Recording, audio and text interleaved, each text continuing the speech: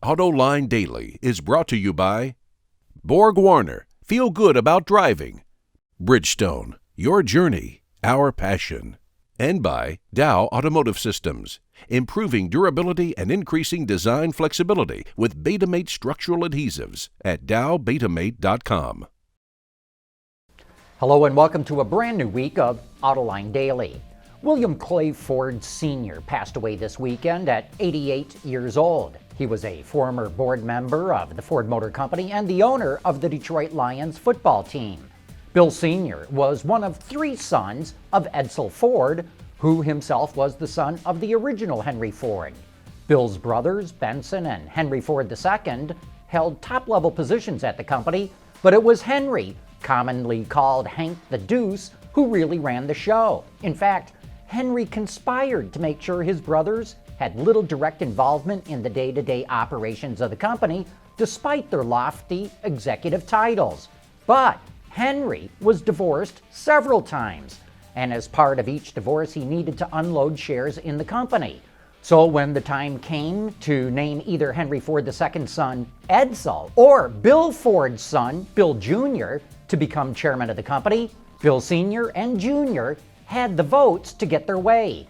In fact, I think this will be Bill Sr.'s legacy, putting his son in the position to determine the future direction of the company. General Motors has a mess on its hands with this recall involving ignition switches on cars that can turn off the engine without warning. That cuts out the power steering and power brakes, and most dangerously, it prevents the airbags from deploying. The defect has led to numerous accidents and to at least 13 fatalities. Now it turns out that GM and the National Highway Traffic Safety Administration knew about this problem years ago, but did nothing about it. And this could crush the positive public perception General Motors was nurturing with all the award-winning products it's been coming out with lately. Alan Beatty, the head of GM North America, publicly apologized about the problem, and GM CEO Mary Barra says they will do a thorough investigation, but here's my Autoline insight. GM needs to come clean on why it took no action on such a deadly defect. GM's stakeholders and the public need to clearly understand why the system failed to address this situation. And this is not the time to protect careers or people's reputations. It's time to lay the facts on the table, no matter where they lead to. Otherwise, GM is going to pay a horrific price in the court of public opinion because this story is far from over. With a brutal winter hurting car sales in the American market, you would expect to see inventory levels going up, and that is exactly what's happening. At the end of February, automakers had an average of 75 days of inventory in the field. That is 10 more days inventory than automakers had a year ago. But it varies greatly by automaker. Mitsubishi is the worst off with over 110 days supply, up 38 days from a year ago. The Volkswagen Group has 96 days, but that's all due to the VW brand. Audi only has 47 days and Porsche has 59. Ford has 91 days, but the Lincoln brand is at 105. Volvo and General Motors round out the top 5 automakers with the most inventory, though the Cadillac brand has 120 days. At the opposite end of the spectrum, Subaru and Jaguar Land Rover are running with only 32 days supply. BMW and Mercedes have only 44, and Toyota has 62. The rule of thumb in the industry is that a 60-day supply is normal, but it varies by season, going up in the winter and down in the summer. So a 75-day average is really not too far out of line. But once you start going above that level, automakers have only two choices: start discounting like crazy or cut production. And I think we're going to start to see a little bit of both. Toyota and Mazda are partnering up on subcompacts. Automotive News reports that Toyota's next small car, which will replace the Yaris, will be based on the Mazda 2 platform and also use Mazda's Skyactiv powertrain. The car will be built at Mazda's plant in Mexico. This is kind of a strange partnership, and it makes me wonder if Japan's Ministry of International Trade and Industry, or MITI for short, is behind this as a way to try and help a struggling Mazda. Since its introduction, the Chevy Volt has largely remained unchanged, and that could be a big reason why sales are starting to drop off. But help is on the way.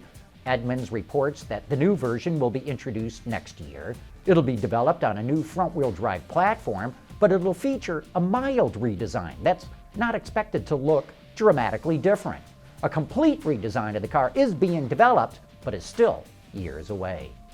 Coming up next, a look at how adding water to diesel fuel can help improve fuel economy for big trucks. We'll be back right after this. Here's another great thing about the all-around performance of our Dueler tires. A comfortable, quiet ride. At Bridgestone, our passion for performance knows no bounds. Last week on Autoline After Hours, a guy named Kelvin Visser from a company called Fierce Fuel Systems stopped by to talk about a process called diesel water emulsion, which can help improve fuel economy for heavy-duty commercial trucks. How does it work? Here's Kelvin with the explanation. Diesel fuel is a very complex fluid, of course, that has come a long way in the recent years here with ultra-low sulfur diesel. So what we have found is combining this new fuel with some old technology. Diesel water emulsion started, documented in 1931 by our research. And what it essentially is taking diesel fuel and a metered amount of water and typically a small amount of surfactant or an emulsifying agent. Which means what? Explain that a sec. Which is a chemical that will allow the interfacial tension of the water and the diesel to blend. So typically oil and water do not mix. So if you were to pour diesel and water and put it in the blender, you'll see it separate very quickly. When you add an emulsifier to it, it will stay in suspension. So they're little bitty water droplets floating around in there? Exactly. So the holy grail of diesel water emulsion is to get smaller water droplets. Now the combustion chemistry behind this is that you've heard of LTC, low temperature combustion. So the idea is if you have small water droplets in your fuel, it is injected into the combustion chamber on a compression ignition engine, and those little water droplets will become superheated, go to steam, and then the hydrogen helps to burn more efficiently the hydrocarbon chain, and the oxygen allows the nitrous oxide radicals to burn off quicker.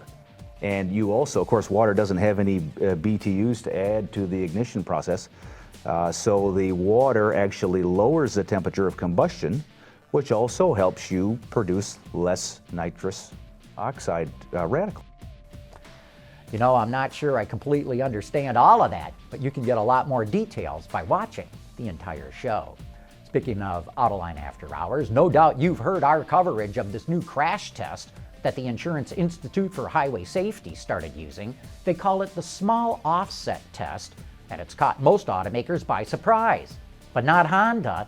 So how did Honda start designing for this test before most other car companies did? And what does it take to design a vehicle to meet the test? That's part of the discussion coming up this Thursday night on Autoline After Hours.